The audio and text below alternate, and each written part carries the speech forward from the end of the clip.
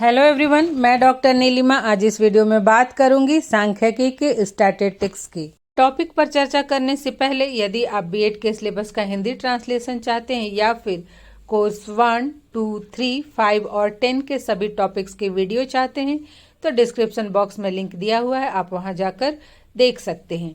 इसके अतिरिक्त भी मेथड पेपर के कॉमन टॉपिक्स के वीडियो, हिस्ट्री मेथड के टॉपिक्स के video, micro teaching, teaching skills, lesson plan कैसे बनाते हैं, प्रैक्टिकल एग्जाम की तैयारी कैसे करते हैं, एग्जाम में किस तरह से आंसर लिखते हैं इत्यादि से संबंधित वीडियो देखने के लिए डिस्क्रिप्शन बॉक्स में प्लेलिस्ट में जाकर लिंक प्राप्त कर सकते हैं।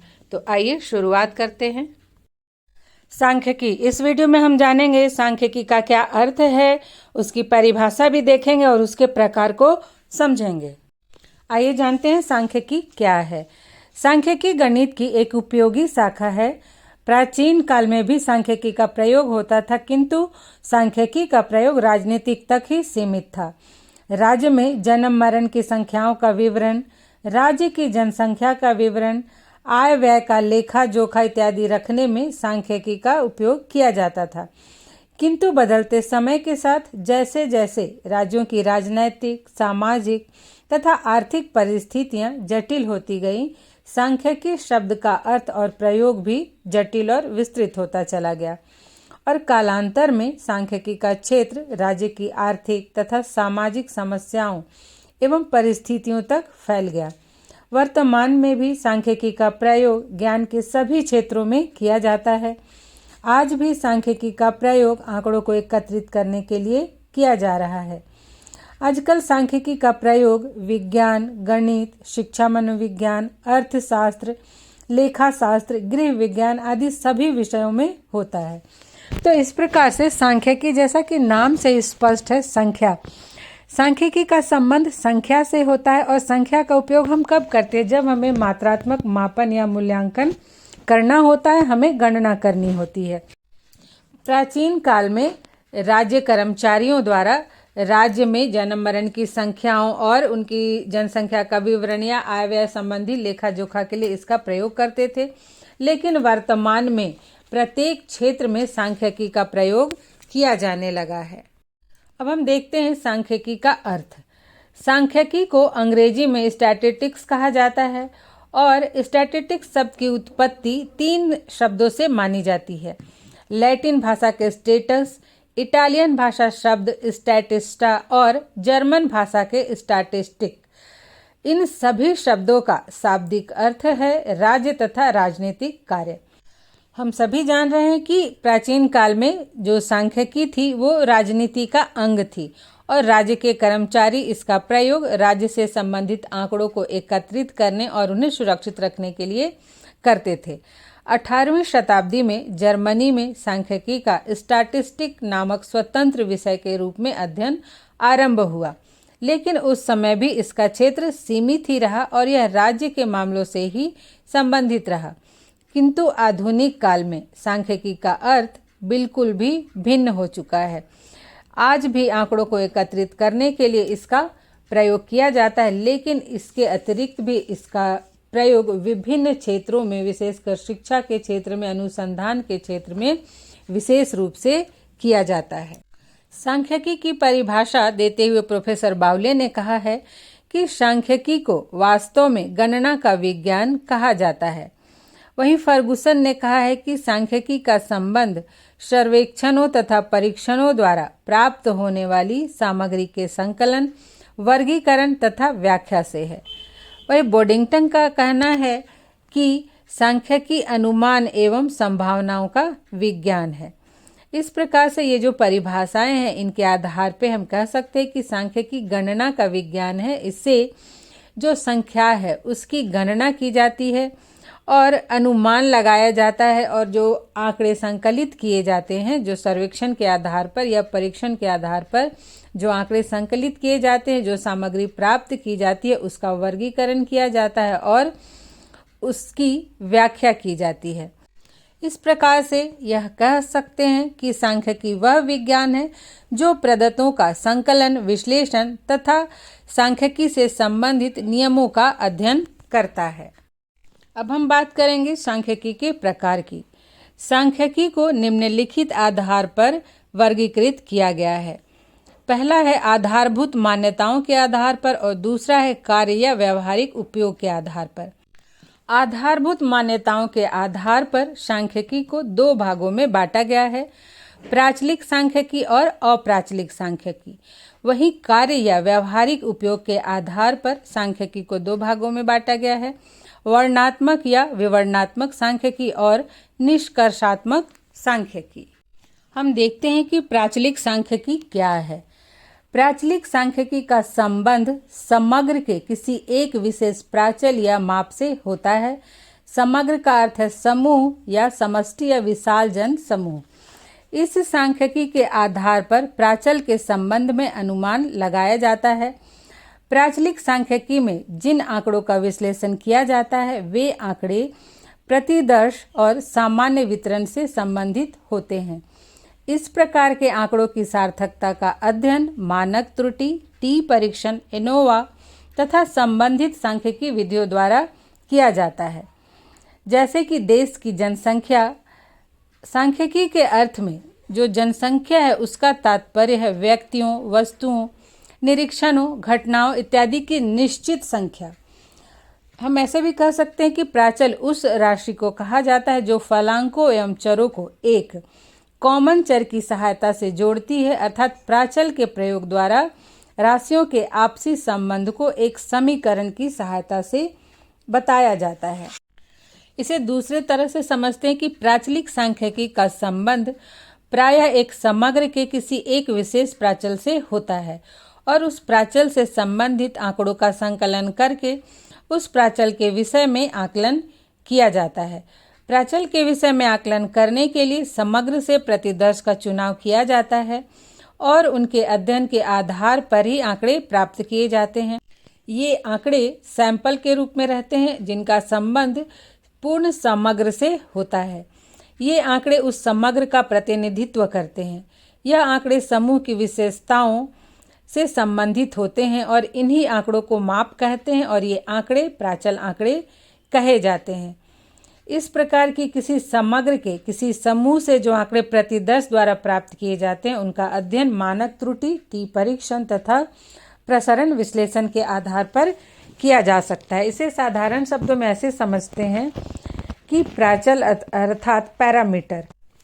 मान लीजिए यदि किसी आयु समूह के बालकों की बुद्धि का मापन करना है या उनकी लंबाई का मापन करना है या उनके भार का मापन करना है या उनकी रुचि का मापन करना है तो इन सब के लिए एक पैरामीटर बनाया गया है।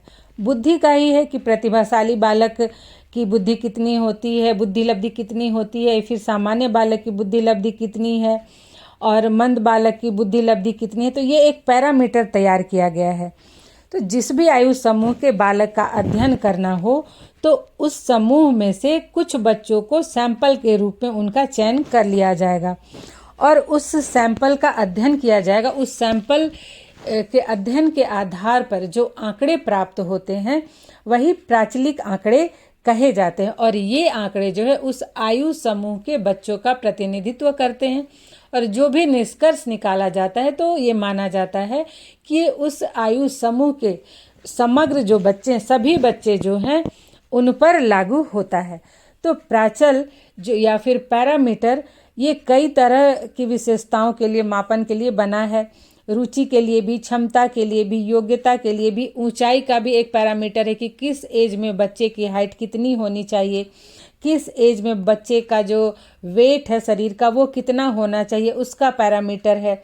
उसके ज्ञान बोध का पैरामीटर बना हुआ है। तो जब भी किसी पैरामीटर के आधार पर कोई आंकड़े एकत्रित किए जाते हैं सैंपल लेकर और उसके आधार पर उस समूह के बारे में निष्कर्ष निकाला जाता है तो इसे ही प्राचलिक सांख्यिकी कहा जाता है।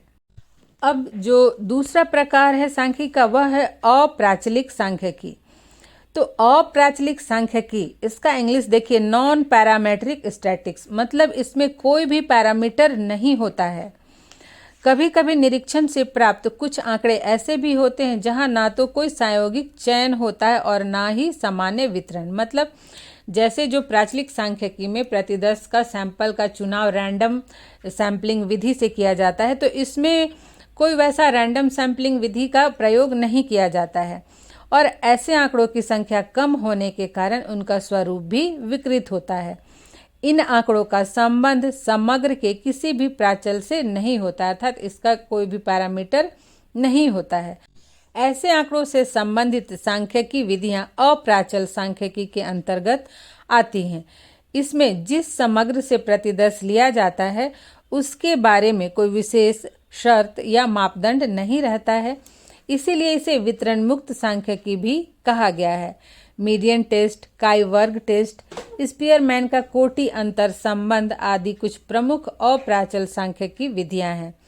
छात्रों के समायोजन स्तर को, उनके पसंद को या फिर उनके दृष्टिकोण इत्यादि का पता लगाने के लिए इसका प्रयोग किया जाता है। जैसे कि मान लीजिए कक्षा में यह जानना है कि छात्रों को कौन कौन से रंग पसंद है, तो 4 रंग बता दिया गया और फिर इस बात को नोट कर लिया गया कि कौन से विद्यार्थी को कौन सा कलर पसंद है। यहाँ पर कोई भी मापदंड नहीं है जिसके आधार पर इसकी व्याख्या की जा सके, तो यह है अप्राचलिक सांख्यिकी। यहाँ कोई भी पैरामीटर नहीं होता है, अर्थात अप्राचलिक सांख्यिकी में समग्र से जो भी सैंपल लिए जाते हैं वो बिना किसी शर्त के आधार पर ही लिए जाते हैं और इसलिए इन्हें वितरण मुक्त सांख्यिकी भी कहा जाता है। इसमें ऐसे आंकड़े होते हैं जिसका संबंध 2 या 2 से अधिक संवर्ग से होता है, जैसे हाँ या नहीं, सफल, असफल, येस, नो।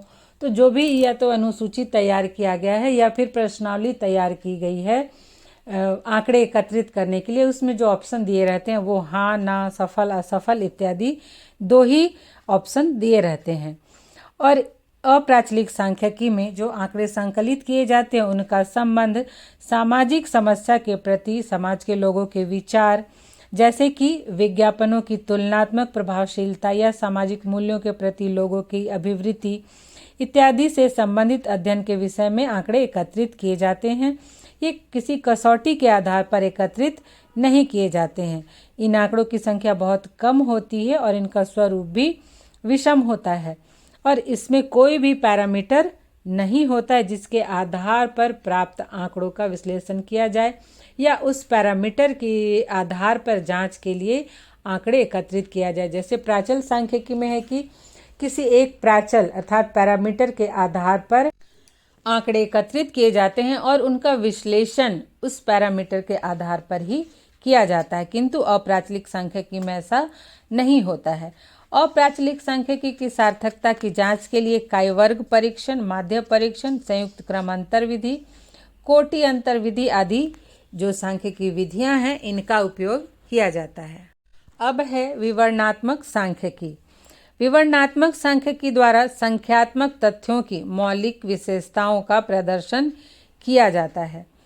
अर्थात विवरणात्मक सांख्यिकी का अर्थ है कि जो भी आंकड़े हम प्राप्त करते हैं या एकत्र करते हैं उनका वर्णन करना। इस प्रकार की सांख्यिकी का प्रयोग किसी समूह के सदस्यों की लंबाई, भार, बौद्धिक स्तर, सामाजिक स्तर, शैक्षिक स्तर तथा साक्षरता तथा लड़के लड़कियों का प्रतिशत ज्ञात करने के लिए या फिर औसत ज्ञात करने के लिए, विचलन और संबंध ज्ञात करने के लिए किया जाता है। दूसरे शब्दों में हम कह सकते हैं कि वर्णनात्मक सांख्यिकी का प्रयोग किसी समूह या वर्ग के अंकात्मक वर्णन के लिए किया जाता है। इस प्रकार की सांख्यिकी का प्रयोग प्राप्त आंकड़ों के संकलन, संगठन और प्रस्तुतिकरण एवं परिकलन से होता है। इसमें सर्वप्रथम प्रदत्तों का संकलन करके उन्हें सारणीबद्ध किया जाता है। इसके पश्चात आंकड़ों की विशेषता को स्पष्ट करने के लिए कुछ सरल सांख्यिकी मानों की गणना की जाती है, जैसे केंद्रीय प्रवृत्ति के मापक, विचलन मापन तथा सहसंबंध आदि का प्रयोग किसी समूह या वर्ग की स्थिति को जानने के लिए किया जाता है। आंकड़ों के विश्लेषण से प्राप्त निष्कर्ष को विभिन्न प्रकार के रेखा चित्र और बिंदु रेखीय प्रदर्शन द्वारा प्रदर्शित किया जाता है, जैसे कि पाई चार्ट, दंड चित्र, आयत चित्र, आवृत्ति बहुभुज और ओगाइव। जैसे अनुसंधान में विभिन्न प्रकार के जो रिसर्च होते हैं शिक्षा के क्षेत्र में, तो जो भी टॉपिक होता है रिसर्च का उससे संबंधित आंकड़े प्राप्त किए जाते हैं। फिर उन आंकड़ों को व्यवस्थित किया जाता है। व्यवस्थित करने के बाद आंकड़ों का विश्लेषण करके निष्कर्ष निकाला जाता है और उससे संबंधित जो भी निष्कर्ष है उसे रेखा चित्र या बिंदु रेखा चित्र द्वारा प्रदर्शित किया जाता है।